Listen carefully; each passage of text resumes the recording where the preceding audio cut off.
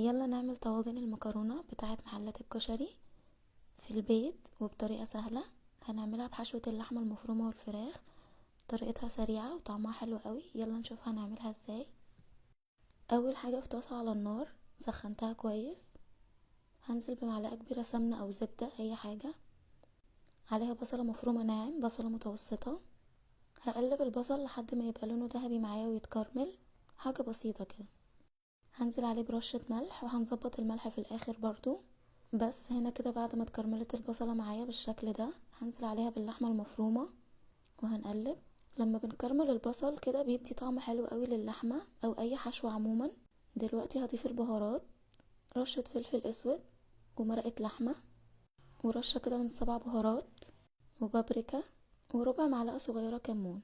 هنظبط الملح بس كده، هنقلب كله مع بعض، وممكن تضيفوا رشة جوز الطيب هيديها طعم حلو قوي برضو، بس انا ما كانش عندي. بس وهسيبها على النار لحد ما تستوي. كده كانت استوت، ريحتها خطيرة. هي مش بتاخد وقت خالص على النار، بس هسيبها على جنب وهبدأ احضر الحشوة التانية في طاسة برضو على النار. هبدأ بقى احضر حشوة الفراخ. معلقة كبيرة سمنة او زبدة او زيت، اي حاجة متوفر عندكم. بس هسيبها تسخن كويس، وهضيف عليها بصلة كبيرة مفرومة وعليها رشة ملح كده.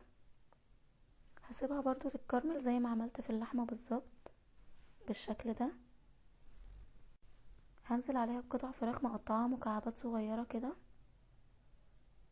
هشوحها كويس وهضيف عليها البهارات، مكعب مرقة، رشة فلفل اسود وبهارات فراخ. بس كده، مش بضيف اي حاجة تانية. هقلبهم مع بعض، واول ما تقرب تستوي كده 3/4 سوا يعني، بحب اضيف عليها مكعبات فلفل الوان احمر واصفر، بيديها طعم حلو قوي ومفيد طبعا.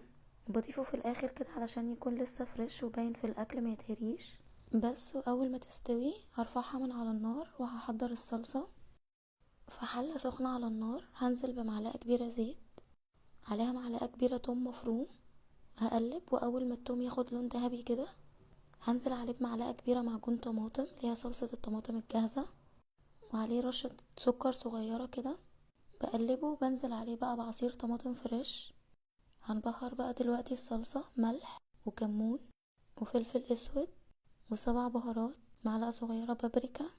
بس هقلب وهسيبها على النار لحد ما تتسبك. وهنا كده بقى بعد الصلصة ما اتسبكت، هبدأ بقى ارص الطواجن بتاعتي. اول حاجة هنضيف طبقة لحمة متعصجة، وفي الطاجن التاني هنحط طبقة من الفراخ، وهنزل عليهم بقى بمكرونة فرن او قلم بنة، اي حاجة زي ما بتقولوها، مكرونة نية طبعا. وهنسيب مسافة كده علشان الصلصة. هضيف عليهم الصلصة.